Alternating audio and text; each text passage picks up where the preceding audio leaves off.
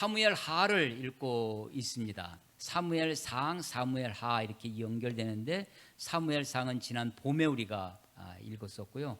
이제 이어서 사무엘하를 읽고 있습니다.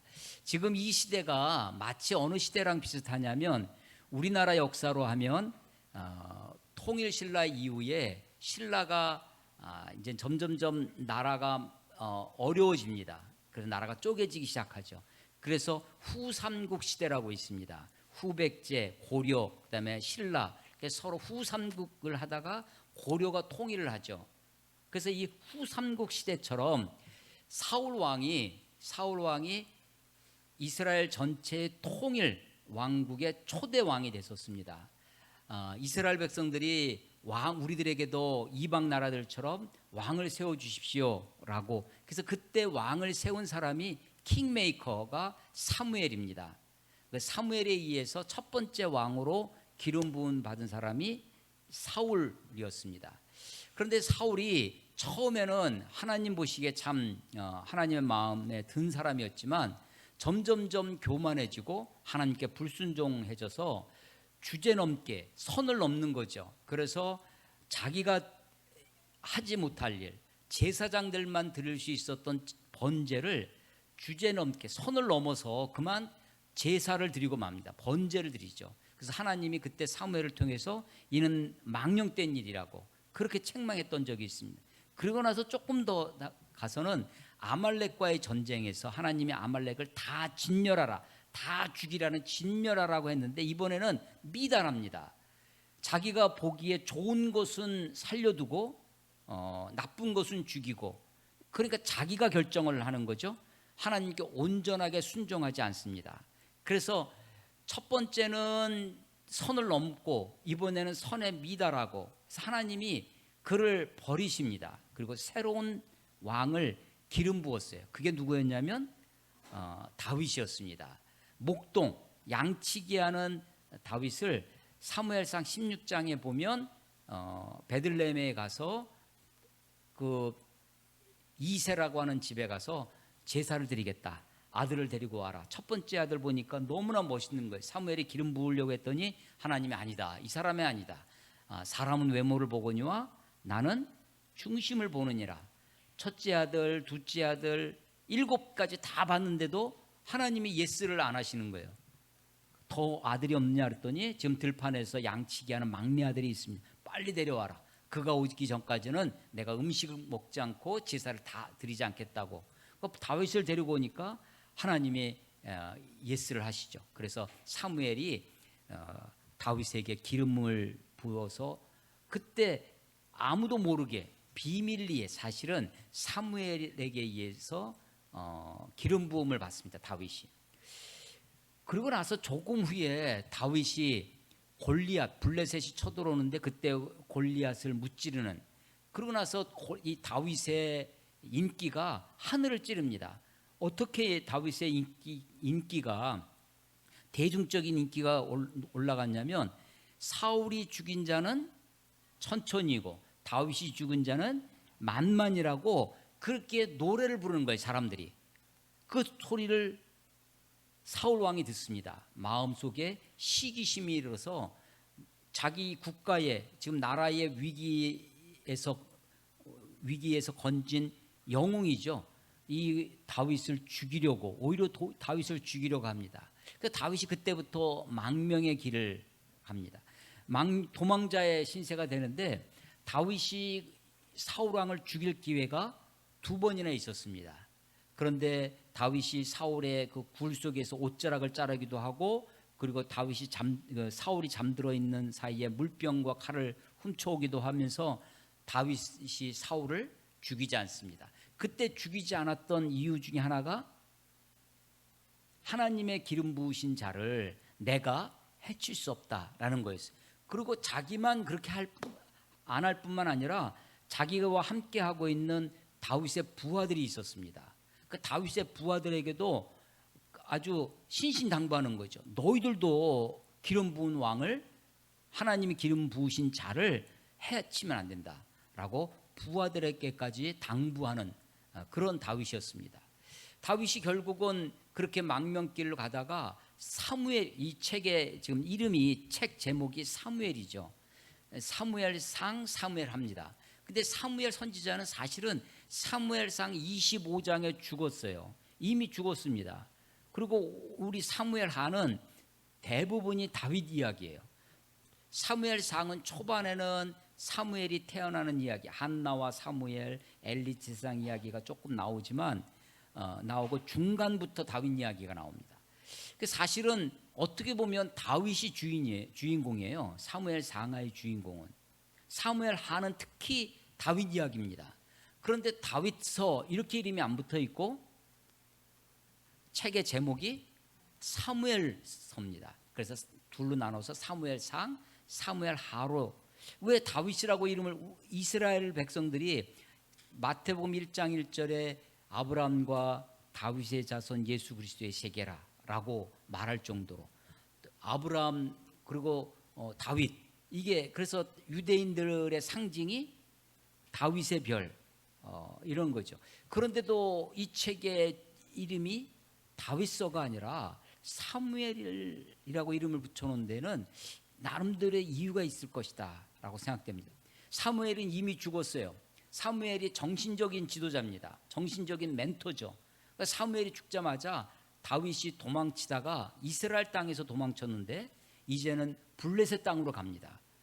블레셋 땅 시글락이라는 곳에 가서 거기서 블레셋 왕 가드 왕의 한 성읍을 받아가지고 시글락에서 거기서 이제 기거를 하는 거죠. 그런데 블레셋이 이스라엘과 전쟁이 벌어져요. 전쟁을 벌어지면서 처음에는 다윗을 데리고 가려고 하죠. 근데 블레셋의 다른 방백들, 블레셋은 왕을 방백이라고 불렀는데 5 방백이 있습니다. 그 가드 왕 말고 나머지 방백들이 이 다윗을 믿을 수가 없다. 제 언제든지 배신해서 우리들에게 뒤돌아서 창을 돌릴 수 있으니까 걔를 데려가면 안 된다고 불신임합니다. 그래서 다윗이 돌아오죠. 시글락에 자기 원래 기거하던 곳에 와 보니까 그 사이에 아말렉이 쳐들어옵니다. 아말렉이 쳐들어와서 남자들이 없고 다윗과 남자들이 전쟁터 나간 사이에 아말렉이 쳐들어와서 여자들, 아녀자들을 다 잡아갔어요. 다윗이 쫓아가가지고 아말렉을 무찌르고 백성들을 데리고 왔습니다. 데리고 오는 사이에 그 사이에 블레셋과 이스라엘 사울 왕이 전쟁을 해요. 사울 왕이 그때 죽습니다.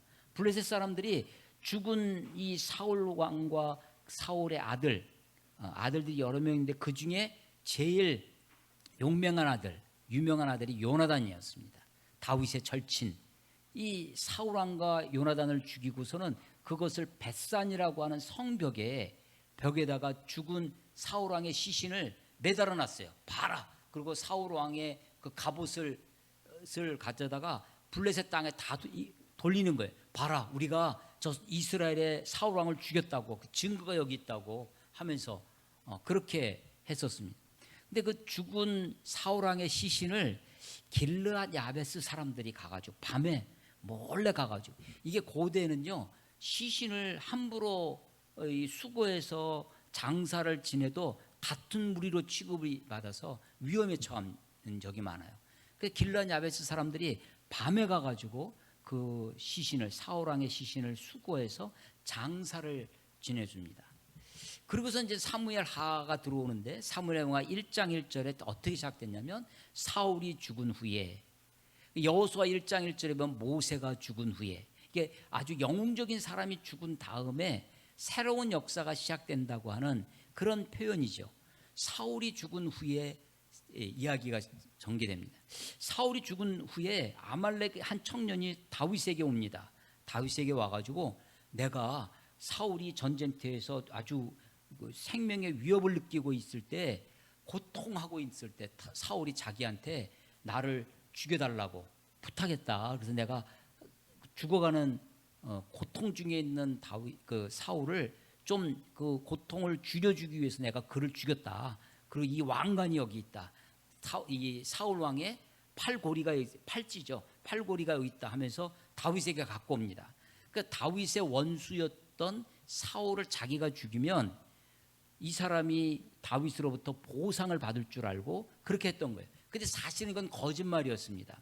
다윗이 이 사울이 블레셋과 전투에서 총상을 입어요. 창상을 입어요. 창상을 입어서 힘드니까 자기 부하한테 죽여달라고 하죠. 그러니까 부하가 겁이 나서 자기 왕을 죽일 수가 없잖아요. 죽어가는 왕을 지켜만 보고 있습니다. 그러니까 이 사울이 자기 칼을 세워놓고 그 위에 엎드러져요. 그러니까 사울은 사실은 자결한 거죠. 근데 이 아말렉 청년은 거짓말을 한 거예요. 자기가 죽였다고. 그래서 다윗한테 보상을 받으려고. 다윗이 그 얘기를 듣고 슬피 웁니다. 사울 왕이 죽고 요나단이 죽었다는 이야기를 듣고 한참 울다가 금식해요. 그 애도의 시간이 어느 정도 지나간 다음에 아말렉 그 청년을 다시 불러서 네가 감히 하나님의 기름 부으신 자를 네가 죽였단 말이냐 하면서 그 사람을 죽입니다. 그런 일이 있었어요. 사울 왕의 죽음과 사울 요나단의 죽음을 슬퍼하는 다윗, 애도하는 다윗, 자기가 슬퍼하면서 옷을 찢어요. 이게 유대인들, 이스라엘 사람들의 그 행동 패턴 중에 하나인데, 슬픈 일 당한다든지 혹은 자기가 막 회개할 일이 있으면 옷을 찢어요. 사실은 뭘 찢어야 돼요? 슬픈 일이 있으면 가슴이 찢어지죠. 마음이 찢어지잖아. 내가 죄를 지으면 내 마음을 찢어야 돼요. 근데 마음을 찢을 수가 없어. 마음을 찢는 대신에 하는 행동이 옷을 찢는 거였습니다. 옷을 찢고 울고. 다윗이 사울 왕의 죽음의 소식을 듣고 그리고 애가를 부릅니다. 노래를 지어요. 노래를 지어서 자기만 읊조리는 것이 아니라 유다 백성들, 유다 지파, 다윗의 식구들이죠. 유다 지파들한테 이 노래를 가르쳐 줍니다. 같이 부르도록. 그런 일이 있었어요. 그리고 나서 이 다윗이 하나님께 기도합니다. 이제 사울 왕이 죽었으니까 내가 고향 유다 땅에 돌아가도 되겠습니까? 하나님이 돌아가게 해요. 그래서 돌아온 곳이 어디였냐면 헤브론입니다. 헤브론. 유다 지파의 수도처럼 여겨지는 성읍이 헤브론입니다. 헤브론은 아브라함이 가나안에 왔을 때 기거했던 곳이 헤브론입니다. 그래서 아브라함과 이삭, 또 아브라함의 아내 사라의 이런 사람들이, 그러니까 이스라엘의 조상들이 묻혀져 있는 무덤이 있어요. 지금도 그래서 그것이 성지인데 그 헤브론입니다. 그런데 헤브론은요 또 어떤 그 지역적인 특성이 있냐면 헤브론의 원래 이름은 기럇 아르바라는 곳입니다. 기럇 아르바인데 이게 이스라엘 백성들이 애굽에서 출애굽해서 가나안에 들어오죠. 가나안에 들어왔을 때 여호수아에 의해서 땅이 분배가 됩니다. 땅이 분배가 될 때 신명기에 나와 있는 말씀처럼 여호수아가 도피성이라는 것을 만들어요. 그래서 요단강 서편의 세 곳, 요단강 도편의 세 곳. 그러니까 도피성은 옛날 사람들은요 보복이 일상입니다. 누가 나를 한 대 때리면 그 가만히 있으면 더 때리니까 보복을 하는 거예요. 근데 보복의 그 원칙, 습관 중에 하나는 내가 한 대 맞으면 한 대를 보복하는 것이 아니라 10대 100배를 때리죠. 이게 보복의 법칙에서 보복은 항상 상승 효과를 낳습니다. 그런데 우리가 살다 보면 부지 중에 고의가 아닌데 실수로 남을 죽이는 일이 있어요. 그러면 내가 누구를 죽이면 보복을 하면 나도 죽어야 되잖아요.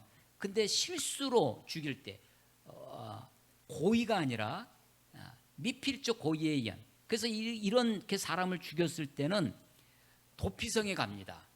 도피성에 들어가면 그 사람을 죽이지 못하는 거예요. 보복이 금지되어 있어요. 그 도피성에 들어가면 그 사람이 재판을 받을 때까지, 도피성에 갔다고 무한정 사는 것이 아니라 내가 이제 도피성에 들어왔으니까 이제 나는 살았구나가 아니라 재판을 받을 때까지는, 그러니까 재판을 받아서 이게 정말 내가 실수로 죽였는지 고의로 죽였는지에 따라서 그 벌을 받게 돼 있죠. 이 도피성이 한 곳, 이스라엘 땅에 한 곳만 있으면 거기까지 가는 사이에 잡혀 죽죠. 그러니까 요단강 동편에 3곳, 요단강 서편에 3곳 도피성이 6군데가 있었습니다. 그런데 이 6의 도피성 중에 하나가 바로 헤브론이었어요. 헤브론. 이게 기럇 아르바라는 곳입니다. 그 헤브론에 다윗이 돌아오니까 유다 지파들이요, 이 다윗에게 기름을 부어서 왕을 세웁니다. 그러니까 이 다윗이 지금 유다, 원래는 12지파가 있는데 그 중에 한 지파, 유다 지파의 왕이 되는 거예요. 그러니까 다윗은요, 평생 3번 기름 부음을 받아요. 한 번은 사무엘에게 비공식적으로, 두 번째는 유다 지파의 왕이 돼요. 그 세 번째는 온 이스라엘 지파의 기름 부음을 받아서 3번 기름 부음을 받습니다. 유다 지파의 기름 부음을 받고 헤브론에서 몇 년간 왕을 하냐면 7년 반 동안 왕을 해요. 그리고 이스라엘 지파로부터 통일 이스라엘 기름 부음을 받아서 33년간, 그래서 40년간의 통치 기간이 있어요. 이 헤브론에서 왕이 된 사이에 이 유다 지파와 이스라엘 사울 왕이 다스리던 사이에, 그래서 이것을 사실은 분열이 된 거죠. 사울 왕이 통일 이스라엘을 가지고 있었는데, 이 통일 이스라엘 왕이었는데 유다 지파의 다윗, 그리고 나머지 지파의 그 사울의 아들 사울의 그 두 세력이 서로 갈등합니다. 그래서 이 사무엘 하나 초반전에 2장 3절에는 그 전쟁이 벌어져요. 사실은 유다 지파 한 지파였는데도 전쟁을 해보면 누가 이기냐면 다윗이 이기는 거예요. 그래서 3장 1절에 보면 사울의 집과 다윗의 집 사이에 전쟁이 오래매 다윗은 점점 강하여 가고 사울의 집은 점점 약하여 가니라. 그래서 이 사울의 집안이랑 다윗 집안이랑 집안이라고 지금 나라라고 표현하지 않을 정도로 아직 그런 단계였는데, 마치 우리 후삼국 시대와 아주 혼란한 시대입니다. 둘이 전쟁을 할 때 2장에 보면 어떤 식으로 하냐면요, 양쪽 진영이 지금 진영을 편성하고 서로 싸우려고 하는 거예요. 야, 우리 이렇게 다 붙어서 싸우지 말고 대표자 너희들 청년들 몇 명 나와라. 우리도 싸움꾼 몇 명 내보낼 테니까 이렇게 싸워요. 그런데 서로 그냥 육박전이죠. 옛날 전투처럼 뭐 이렇게 하는 게 아니라 근접전, 완전히 붙어 싸우는데 이 이스라엘 사람들, 그 사울의 집안은 360명이 죽고요. 이쪽 다윗의 사람들은 20명이 죽습니다. 원래는 19명이 죽었어요. 근데 한 명이 더 죽어. 한 명이 더 죽는 게 누구였냐면, 막 이렇게 전쟁이, 그래서 자기네 사람들이 죽어가면 뒤에서 지켜보고 있다가 사기가 떨어집니다. 그 도망을 쳐요. 도망을 칠 때 막 다 쫓아가서 죽이죠. 그때 쫓아가서 죽일 때 이 이스라엘의 군사령관, 사울 왕의 군사령관이 누구였냐면 아브넬이라는 사람이에요. 아브넬이 막 도망가고 있는데 이쪽 다윗의 진영은 요압이 대장입니다. 요압 장군, 많이 듣잖아요. 그 요압의 형제 중에 삼형제가 있었는데 그 중에 막내 아사엘이라고 하는 아들이 굉장히 발이 빠른 거예요. 그 막 쫓아가죠. 적진 깊숙이 들어가가지고 대장만, 다른 쫄병들은 눈에 안 들어오고 대장 아브넬만 죽이려고 하는 거예요. 아브넬이 막 도망치는데 쫓아옵니다. 야, 너 다른 아무나 병사들 한 명 죽여서 그거 갑옷 가지고 가고 넌 쫓아오지 마라 하는데도 아사엘이 뒤도 안 돌아보고 아브넬만, 군 사령관만 잡으려고 쫓아가는 거예요. 근데 막 쫓아가다 가까이 왔을 때 아브넬이 뒤돌아오면서 창을 겨누는데 그 창에 찔려서 아사헬이 죽습니다. 요압 왕의 동생 아사헬이 죽죠. 그런 일이 있었습니다. 자, 그런데 그런 사이에 다윗이 헤브론에서 유다 지파의 왕으로 몇 년 있었다고요? 7년 반. 그 7년 반 사이에 원래 사울 이스라엘에는 군사령관이 누구였냐면 아브넬이에요. 아브넬이 사울의 아들 이스보셋을 기름 부어서 왕으로 세웁니다. 잠깐 보겠습니다. 우리 2장 8절, 사울의 군사령관 넬의 아들 아브넬이, 이게 실권자예요. 군 통수권자죠. 아브넬이 이미 사울의 아들 이스보셋을 데리고 마하나임으로 건너가 길르앗과 아술과 이스라엘과 에브라임과 베냐민과 온 이스라엘의 왕으로 삼았더라. 군사령관이 죽은 사울의 아들 이스보셋에게 기름 부어서 왕을 세웠다는 거예요. 그런데 그 다음 10절, 사울의 아들 이스보셋이 이스라엘의 왕이 될 때의 나이가 40세요 2해 동안 왕위에 있느니라. 몇 년 동안? 2년 동안. 다윗이요 헤브론에서 왕이 된 게 몇 년이에요? 7년 반. 그러면 다윗이 7년 반 올 때 북쪽에서는 그 7년 반 동안 왕이 없었어요. 몇 년간 있었어요? 2년간 있었어요. 그 2년이 어디에 2년인지 7년 반 중에 어디쯤이었는지는 모르지만 처음에 초반에는요 왕을 세우지 않았습니다. 누가 그 왕 노릇했겠어요? 아브넬이 했던 겁니다. 아브넬 식권자가. 근데 이쪽에서 지금 다윗이 유다 지파의 왕이 되니까 이 이스보셋을 사울 왕의 아들을 가서 데려다가 기름 부어서 왕으로 세우는 거예요. 그런데 2년 동안밖에 못했어요. 그리고 이 이스보셋도 자기 자기 부하한테 죽임을 당합니다. 이스보셋이 죽고 나니까 이스라엘 사람들 모든 이스라엘 지파의 장로들이 다윗에게 와서 다윗에게 기름 부어서 왕을 세워서 통일 이스라엘의 왕이 되는 것이에요. 자, 그런데 이 아브넬이 어떤 사람이냐? 아브넬이 실권자잖아요. 자기 사울 왕의 아들 이스보셋을 기름 부어서 왕으로 세운 사람이지만 실제 권력은 그러니까 왕 이스보셋은 허수아비 왕입니다. 아브넬이 실권자예요. 그런 모습을 어디서 볼 수 있냐면 3장 보세요. 3장 6절. 사울왕과 사울의 집과 다윗의 집 사이에 전쟁이 있는 동안에 아브넬이 사울의 집에서 점점 권세를 잡으니라. 이해되시죠? 사울에게 첩이 있었는데 이름은 리스바요 아야의 딸이더라. 이스보셋이, 이 군사령관이에요.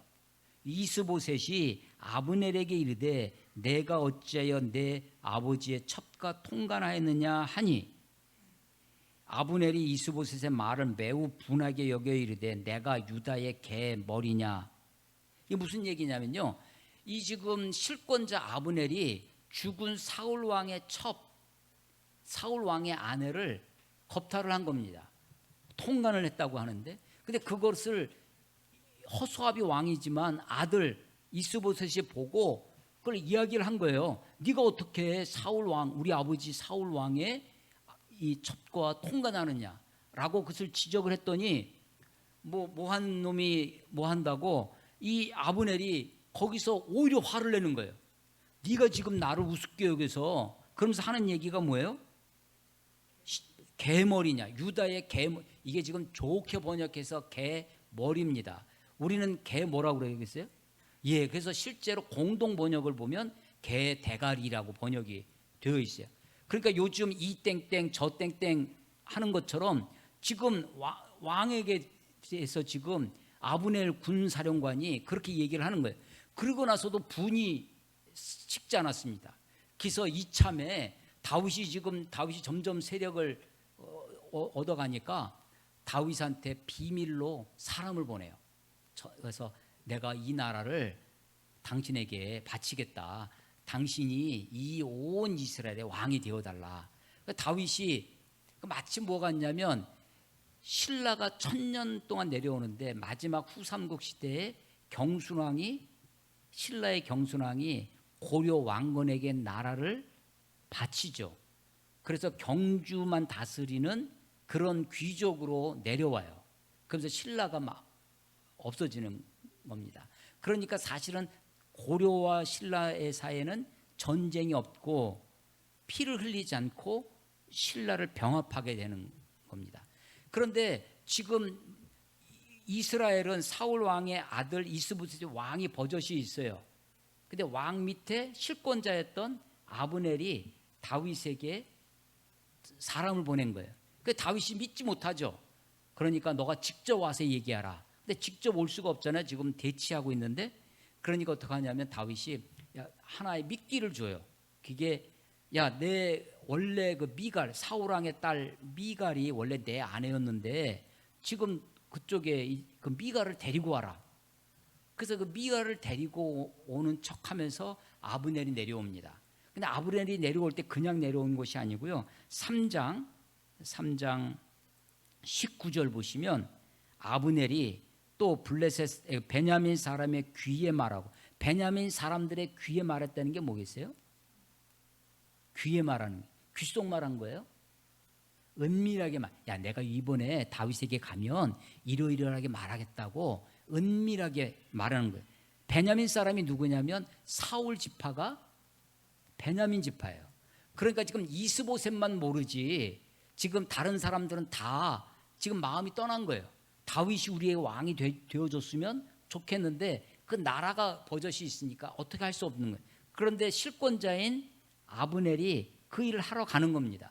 마치 무엇과 같냐면요, 우리도 박정희 대통령 때 2인자 3인자 소리를 들었던 중앙정보부 부장 이후락이라는 사람이 있었어요. 혹시 우리 좀 연식이 되신 분들은 아실 텐데, 이 이후락이라는 사람이 김일성한테 가서 몰래 가가지고 비밀리에 가가지고 김일성과 회담을 하고 내려와서 박정희한테 보고하고 남북 공동 성명을 발표합니다. 그게 역사적인 72년도에 있었던 7.4 남북 공동 성명이에요. 그것을 기점으로 남한과 북한이 서로 이산가족 서로 왕래도 하기 시작하고 했던 적이 있어요. 그렇게 비밀리에 사람을 보내는 거죠. 그런 것과 같은 일이 벌어지는 것입니다. 그래서 19절 3장 19절 아브넬이 또 베냐민 사람의 귀에 말하고, 아브넬이 이스라엘과 베냐민 온 집에 선하게 그 사람들이 선하게 여겼던 게 뭐냐면 다윗이 왕이 되었으면 좋겠다라는 거예요. 그래서 선하게 여기는 모든 것을 다윗의 귀에 말하려고, 다윗의 귀에 말하라는 건 뭐예요? 은밀하게. 그래서 공식적인 것은 미가를 갖다가 데려가는 것이었는데 와서 얘기를 해요. 20절 아브넬이 부하 20명과 더불어 헤브론 다윗에게 있는 그 헤브론에 이르러 다윗에게 나아가니 다윗이 아브넬과 그와 함께 한 사람을 위하여 잔치를 배설했다. 예. 자, 그런데 그러고 나서 그 이야기를 다 밀담을 나눴겠죠. 아브넬이 돌아갔으나 무사히 돌아갔어요. 여기서부터 오늘 이야기가 벌어진 22절 다윗의 신복들과 요압이 적군을 치고 크게 노략한 물건을 가지고 돌아오니, 노략이라는 게 뭐죠? 노략, 뺏어오는 겁니다. 다른 말로 하면 약탈입니다. 그러니까 이건 정상적인 국가가 아니에요. 이 사무엘상 27장에도 보면 다윗이 어떻게 살아가냐면 주위를 약탈해서 살아갑니다. 그러니까 우리가 약탈을 당하지 않으려면 싸워야 되잖아요. 나 대신 싸울 사람이 왕이에요. 그 왕한테는 약탈을 당하지 않고 어떻게 하냐면 세금을 냅니다. 세금을 내줄 테니까 당신이 우리를 지켜주시오. 이게 정상적인 국가죠. 아직도 다윗은 정상적인 국가 형태가 되지 못했습니다. 그래서 노략질을 하다가 사는 거예요. 그런데 이 어쩌면 다윗이 요압을 알고 있었어요. 요압이 어떤 인물인지. 요압과 아브넬이 동생을 죽은 원한지간이라는 것을 알고 있었기 때문에 미리 요압을 멀리 보내버린 것이 아닌가. 그래서 멀리 가서 노략질을 해오게끔 그 요압이 없는 사이에 아브넬을 맞았던 거죠. 그리고 밀담을 나누고 돌려보냈어요. 나중에 요압이 와서 보니까 아브넬을 편안히 돌아가게 했다는 이야기를 듣고 이 아브넬이 어떻게 하느냐. 24절 요압이 왕에게, 누구냐면 다윗 왕이에요. 다윗 왕에게 이르되 어찌하심이니까 아브넬이 왕에게 나와왔으니 어찌 그를 보내 잘 가게 하셨나이까. 왜 그 사람을 돌려보냈냐. 25절 보면 이것은 왕을 속이려고 하는 것이다 라고 하는, 여기까지도 어떻게 하면 좀 봐줄 수 있어요. 우리가 뭐 왕이라도 왕의 잘못을 이야기할 수 있잖아요. 이 요압이 군사령관이었는데 왕한테 막 이렇게 따진 거예요. 그리고서는 왕 모르게 26절 그때 다윗은 알지 못하더라. 왕 모르게요 사람을 보냅니다. 그래서 아브넬한테 야 다시 와라. 아브넬이 아무 생각 없이 다시 돌아와요. 27절 아브넬이 헤브론으로 돌아오매 요압이 더불어 조용히 말하는 듯이 그를 데리고 어디로? 성문 안으로 들어가. 이 성문이 어떤 성이에요? 헤브론입니다. 헤브론은 원래 그 헤브론의 기능 중에 하나가 도피성이에요. 사실은 원한이 있어도 그 안에 들어오면 살려줬어야 되는 겁니다. 그런데 요압은요, 굳이 성 밖에서 만나서 죽였어도 되는데 성 안으로 들어와서 야, 할 얘기가 있으니 왕이 너를 부르신다 했겠죠. 그 들어와서 성문 안에서 그를 찔러 죽입니다. 그 사실은 요압은요, 율법을 어기고 있는 거예요. 더군다나 다윗 자기가 주군으로 섬기고 있는 다윗을 어떻게 한 거냐면 무시하고 있는 거죠. 다윗은 모르게. 다윗이 왜 아브넬을 맞이했을까? 밀담을 하러 내려오는 다윗, 나라를 당신에게 바치겠습니다라고. 어쩌면 다윗은 이스라엘과 피 흘리지 않고 전쟁하지 않고 나라를 통일할 수 있다고 하는 그런 기대, 그런 꿈을 가지고 있었을 것입니다. 이 다윗은요, 이 아브넬을 어떻게 여겼냐면 38절 보시면, 3장 38절 보시면 왕이 그의 신복에게 이르되 오늘 이스라엘의 지도자의 큰 인물이 죽은. 그러니까 아브넬을 어떻게 평가하고 있냐면 이스라엘의 지도자라는 거예요. 큰 인물이라고 하는 것입니다. 근데 그런 아브넬을 요압이 죽인 거예요. 그래서 다윗은 지금 사실은 평화 통일, 나라를 자기 동족 이스라엘과 싸우지 않고 이스라엘과 큰 전쟁 없이 나라를 하나로 만들 그런 기회였다라고 생각했던 모양입니다. 그런데 그런 아브넬을 요압이 죽인 거예요. 요압이 왜 죽였느냐? 30절 끝에도 보면 자기 동생 아사엘을 죽인 까닭이라. 그러니까 나라를 통일시켜야 되겠다고 하는 평화 통일의 큰 공적인 일과 지금 자기 동생에 대한 원한을 갚는 사적인 일 사이에 이 요압은 공을 잃어버리고 사를 택한 거죠. 그래서 보복을 한 거예요. 그것도 자기 왕 다윗 모르게 자기 임의대로 자기 생각대로 그렇게 할 수 있는 게 어디 있겠어요?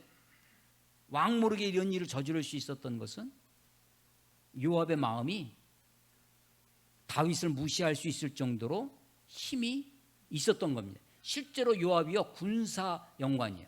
군권을 장악하고 있어요. 그래서 39절 봐보세요. 39절 보면 다윗이 자기 신복들에게 토로하는, 탄식조로 하는 말 중에 39절, 내가 기름 부음 받은 왕이 되었으나, 자기가 내가 왕이에요, 다윗이. 그런데 오늘 약하여서 힘이 없는 거예요. 수루야의 아들인 이 사람들, 누구냐면 요압과 그 세력들입니다. 수루야의 아들인 이 사람들을 제어하기가 너무 어려우니 여호와는 악한 자에게 이 악한 대로 갚으실지로다. 그러니까 이 요압을 어떻게 못하는 거예요. 그리고 하나님께 맡기는 거예요. 하나님이 갚으시도록. 우리는요, 요압을 굉장히 충성된 장군이라고, 다윗의 충성된 부하라고 그렇게 생각합니다. 그렇게 많이들 알고 있어요. 그런데 여러분, 나중에 다윗이 죽을 때 열왕기상에 보면 다윗이 죽으면서 솔로몬에게 유언을 해요. 솔로몬에게 유언을 하는데 그 중에 하나가 이 요압을 편안하게 죽지 못하게 해라. 그 얘기는 뭐예요? 그를 죽이라는 얘기예요. 그래서 사실 솔로몬이 이 요압을 죽입니다. 그러니까 이 다윗은 요압에 대해서 그 마음을 가지고 있는 거예요. 그런데 자기 손으로 하진 못해요. 마치 무엇과 같냐면 이 수원 화성의 정조 대왕이 자기 아버지 사도세자를 죽인 정말 그 정조의 일기가 있어요. 존용각 일기라고.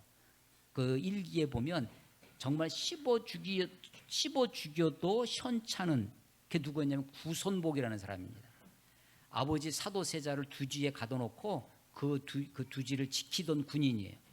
그러니까 아버지를 사도세자를 조롱하고 그 앞에서 막 술 먹고 했던 구손복, 그 사람이 군사령관이에요. 군대 지휘관이 된 거예요. 정조가 자기가 왕이 됐어요. 자기가 왕이 됐음에도 불구하고 이 군권을 쥐고 있는 구손복을 어찌하지 못하는 거예요. 10년 동안 데리고 있습니다. 10년 후에 구손복이 다른 잘못을 저질렀을 때 구손복을 죽여요. 그러니까 정조도 그런 마음이었죠. 근데 지금 다윗이 그런 마음입니다. 그런데 오늘 설교 제목이 뭐예요? 다윗의 슬픔과 절제된 분노입니다. 다윗이 슬퍼요. 근데 이 다윗의 슬픔이 가식적인 슬픔이냐 위장된 슬픔이냐가 문제입니다. 첫 번째는요, 사울 왕과 요나단이 죽었다는 소식을 듣고 다윗이 슬퍼했어요. 옷을 찢고 막 울고 애가 노래를 지어서 백성들에게 가르쳐주고 했던 적이 있었습니다. 그런데 이 아브넬이 죽었을 때 어떻게 하느냐, 소위 요즘식으로 하면 국장을 치릅니다. 31절 보세요. 다윗이 요압과 및 자기와 함께 있는 모든 백성에게 이르되 너희는 옷을 찢고 굵은 배를 띠고 아브넬 앞에서 애도하라. 애도하라고 애도 기간을 설정하고 국장을 자기가 마치 장례위원장처럼, 그래서 다윗 왕이 상여를 따라갑니다. 그 상여를 따라가고 32절 아브넬은 헤브론에 장사하고 아브넬의 무덤에서 왕이 소리 높여 웁니다. 그리고 백성들이 다 울어요. 그리고 33절 왕이 아브넬을 위해 애가를 지어 노래를 불러요. 그리고 35절 석양의 뭇 백성이 저녁 때가 됐는데 울면서 하루 종일 운 거예요. 석양의 뭇 백성이 나와 다윗에게 음식을 권하니 다윗이 맹세에 이르되 만일 내가 해지기 전에 떡이나 다른 모든 것을 맛보면 하나님 내게 벌 위에 벌을 내리심이 마땅하도다. 뭐 하고 있어요? 금식하고 있어요. 울고 자기만 한 것이 아니라 백성들에게 다 울게 하고 상여를 따라가면서 하루 종일 슬퍼 울고 금식까지 하는 겁니다. 그런데 이 일을요 31절에 보면 다윗이 요압과 자기와 함께 있는 모든 백성이, 요압이 죽인 걸 알아요. 그런데도 모른 척하고 야 이런 이 아브넬이 죽은 이 일을 다 같이 슬퍼하라고 명령을 하고 있는 겁니다. 그런데요 이 일을 통해서 36절 보세요. 36절 온 백성이 그것을 다윗이 하는 모습을 보았습니다. 온 백성이 보고 기뻐해요. 슬퍼하는 다윗을 기뻐하는 거예요, 백성들은. 그리고 왕이 무슨 일을 하든지 무리가 다 기뻐하게 됩니다. 그러니까 온 백성들이 다윗이 하는 일을 이제 마음으로부터 받아들이기 시작하는 거예요. 37절 이날에야 온 백성과 온 이스라엘이 넬의 아들 아브넬을 죽인 것이 왕이 한 것이 아닌 줄 아니라. 이 37절에 제일 강조되는 문구가 무슨 말일까요?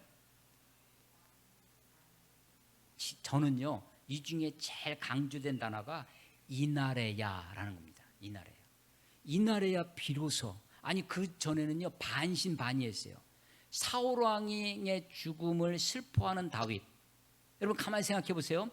사울 왕이 죽었습니다. 백성들은 어떻게 생각할까요? 일반적으로는 어떤 생각이 더 많을까요? 야 이제 다윗이 기회가 왔구나 생각하고 다윗이 기고만장해가지고 사울의 죽은 소식을 듣고 더 기뻐하고 즐거워하고 온 나라에 자기가 왕이 된 것처럼 막 할 텐데, 그래서 사울의 추종자들이 있잖아요. 사울의 추종자들은 사울이 죽었다는 소식을 듣고 아마 긴장할 겁니다. 다윗이 막 하면 나는 죽었구나. 이제 우리는 어떻게 살아야 될까? 근데 다윗이 어떻게 해요? 사울의 죽은 소식을 듣고 슬퍼합니다. 그리고 온 유다 지파 사람들이 함께 슬퍼하도록 노래를 지어서 가르쳐요. 울고 금식하고 좀 이상하다 했을 겁니다. 그런데 지금 실제로 이스라엘에 다스리던 실권자 아브넬이 죽었다는 소식을 듣고 이스라엘 사람들은 또 긴장했을 것입니다. 이스보셋 왕이 있어도 저건 허수아비인데 아브넬이 죽었으니까 다윗이 이제 기회가 왔구나 하고 했을 텐데, 아브넬의 죽음을 어떻게 해요? 마음을 다해서 애도합니다. 그 상여를 따라가면서 슬피 울고 하루 종일 울고 금식하고 하는 거예요. 이런 모습을 통해서 이스라엘 백성들의 마음이 다윗의 마음을 알게 되는 거죠.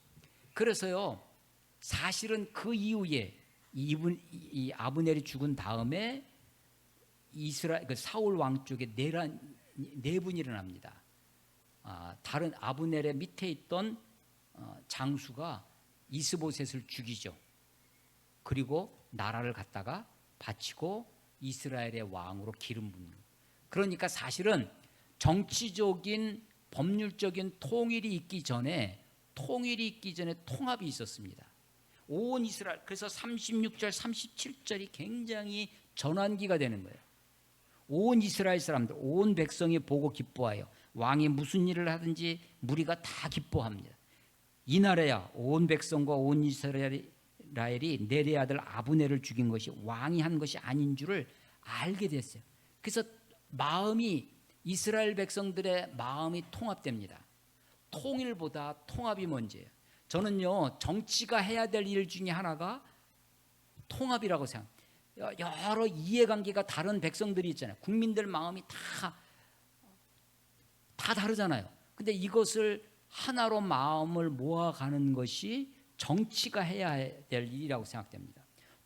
마음을 통합시키는 일. 그런데 정치가, 지도자들이 백성들의 마음을 이간질시키고 서로 이파 저파 나누게 하고 백성들의 마음을 하나 되지 못하게 하는 것이야말로 그릇된 지도자, 나쁜 지도자의 모습이라고 생각하는 거죠.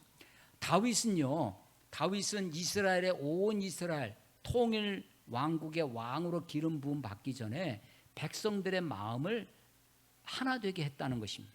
그런데 그 하나 되게 하는데 중요한 기점이 뭐냐? 어떤 것 때문에 그러냐? 이 사무엘서는요, 굉장히 객관적인 책입니다. 그래서 다윗을 무조건 영웅시하지 않아요. 사무엘 하 3장 2절로 5절에 보면요, 아주 독특한 문장들이 있습니다. 다윗이 헤브론에서 왕이 된 다음에 그 헤브론에서 낳은 아들들을 소개합니다. 6 아들을 소개하는데 6 아들의 어머니가 다 달라요. 아내가 6이야. 그게 3장 2절부터 다윗이 헤브론에서 아들을 낳았을 때 맏아들은 암논이라 이스라엘 여인 아히노암의 소생이요, 둘째는 길르압이라 갈멜 사람 나발의 아내였던 아비가일의 소생이, 셋째는 압살롬이라 그술 왕 달메의 딸 마아가의 아들이. 엄마가 다 달라. 아들이 6인데, 그러니까 아내가 6이에요. 6 아내의 6 아들. 이건요, 신명기 17장에 왕의 왕은요, 아내를 많이 두지 말 것이며, 그 말씀이 더 어긋납니다. 그래서 이 아들들이 마치 태조 이성계의 아들의 그 왕자의 난이라고 있잖아요. 자기들끼리 막 죽이잖아요.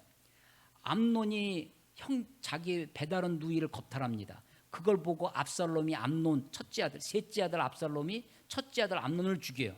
나중에 압살롬이 나중에 반역을 해서 자기가 왕이 되려고 하고, 또 나중에 솔로몬이 왕이 되기 전에 아도니아 이름이 넷째 아들 아도니아가 왕이 돼서 반란을 일으킨 거죠. 그 아도니아를 죽이고 이 솔로몬이 왕이 돼서 3대 왕이 되는 것입니다. 그러니까요, 이 다윗 왕가의 씨앗이 이 불행의 모습을 사무엘은 기록하고 있어요. 다윗이 어떤 사람인지. 나중에 이게 뒤에 가면 밧세바, 우리의 아들 밧세바를 범하는 큰 사건까지 벌어지는 거죠. 그럼에도 불구하고 이 사무엘서가, 이 책 이름이 다윗서가 아니라 사무엘서예요. 사무엘은 왕을 세운 겁니다. 통일 이스라엘에. 그래서 나라를 세워감에 있어서 다윗이 어떤 역할을 했는가에 더 주목하고 있다라는 것입니다.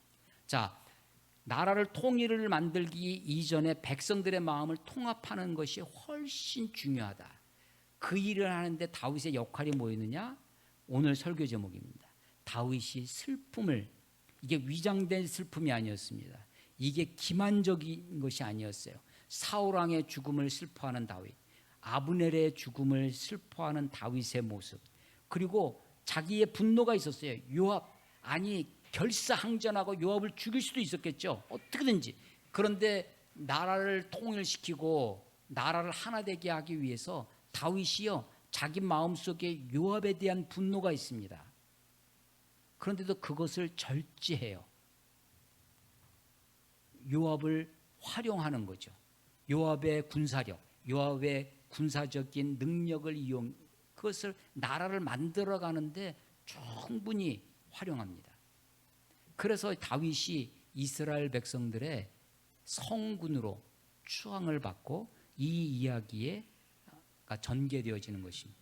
그래서 이 이야기를 다 알고 있던 이 저자는 다윗의 이름으로 책 이름을 정하지 않고 사무엘이라고 하는 사무엘의 관점, 나라를 세워가는 관점에서 이 책의 이름을 붙인 것이 아닌가 하는 것이 저의 생각입니다. 다윗의 슬픔과 절제된 분노라고 오늘 제가 설교의 제목을 붙였는데, 온 백성이 보고 기뻐하며 왕이 무슨 일을 하든지 무리가 다 기뻐하냐. 아니, 우리가 이 나라일 뿐만 아니라 작은 공동체, 가정에서도 그렇습니다. 한 가정에서도 이 가정을 하나 되게 하고 어떤 공동체를 하나 되게 하고 우리 온 무리들의 마음을 이끌어감에 있어서 내 슬픔을 당한, 우리 지금 소위 조문 외교라는 것이 있는데, 이것을 어떻게 하느냐가 사람들의 마음을 하나 되게 하는데 중요한 일을 하고 있다라고 하는 것입니다. 백성들의 마음이 하나 되게 하는데 다윗이 쓰임을 받고 있는 것입니다. 다윗의 이 절제된 분노, 다윗의 이 함께 슬퍼하고 애도하는 진정 어린 모습이 백성들의 마음을 하나 되게 하는 것이죠. 하나님의 말씀, 성경을 읽으면서 옛 이야기처럼 들리지만 이 이야기가 우리의 시대에도 어떻게 이 말씀이 살아있는 하나님의 말씀으로 우리의 일상의 삶 속에서도 이 말씀이 어떻게 다스려지는지, 이 말씀을 어떻게 붙들고 살아야 되는지, 말씀을 읽고 들을 때마다 주의 말씀 앞에 온전히 서서 주의 말씀 앞에 빛을 얻는, 지혜를 얻는, 생명을 얻는 저와 여러분이 되시기를 주의 이름으로 축원합니다. 기도하겠습니다. 하나님 아버지, 구약의 이스라엘의 역사를, 먼 나라에 먼 과거의 일을 읽고 있지만 하나님, 이 말씀이 여전히 살아있어서 하나님의 생명의 책인 것을 우리가 믿습니다. 하나님, 이 말씀을 통하여 우리의 삶의 지혜를 얻을 뿐만 아니라 하나님께서 역사를 어떻게 다스려 가시고 역사를 어떻게 이끌어 가는지를 우리로 보게 하시고 우리로 그 말씀을 따라 살 수 있도록 하나님 축복해 주시옵소서. 이 말씀을 우리의 영혼의 양식으로 삼아 살아가는 주의 백성들 다 될 수 있도록 하나님 축복해 주시옵소서. 예수님의 이름으로 감사하며 기도드렸사옵나이다. 아멘.